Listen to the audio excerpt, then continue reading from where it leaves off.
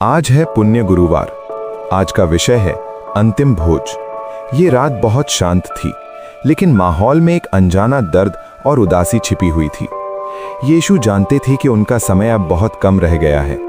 जब वे अपने 12 शिष्यों के साथ भोजन के लिए बैठे तो उनके दिल में अपार प्रेम था, लेकिन साथ ही एक गहरी पीड़ा भी।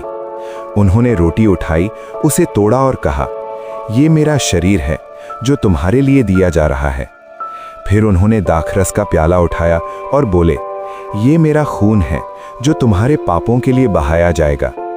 उनके शिष्य ये सब सुनकर भावुक और उलझन में थे। वे समझ नहीं पा रहे थे कि उनके गुरु क्या कह रहे हैं। फिर अचानक यीशु ने एक और काम किया। उन्होंने अपने शिष्यों के पैर धोए। ये एक सेवक का काम था, लेकिन उन्होंने ये दिखाया कि सच्चा प्रेम और महानता सेवा में होती है। उस समय उन्होंने कहा, मैंने तुम्हें एक नया आदेश दिया है। जैसे मैंने तुमसे प्रेम किया, वैसे ही तुम भी एक दूसरे से प्रेम करो।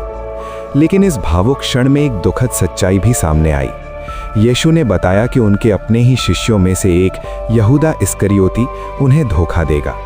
ये सुनकर सभी शिष्य स्तब्ध रह गए। माहौल भारी हो गया। फिर भी यीशु के चेहरे पर शांति थी, क्योंकि वे जानते थे कि ये सब मानवता के उद्धार के लिए हो रहा है। हम इस घटना से क्या सीखते हैं?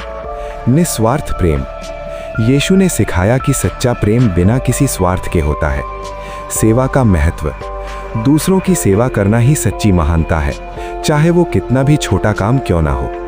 क्षमा और त्याग। धोखा मिलने के बाद भी यीशु ने क्षमा का रास्ता चुना। विनम्रता। पैर धोकर उन्होंने दिखाया कि हमें कभी अहंकार नहीं करना चाहिए। विश्वास और धैर्य। कठिन समय में भी विश्वास बनाए रखना जरूरी है।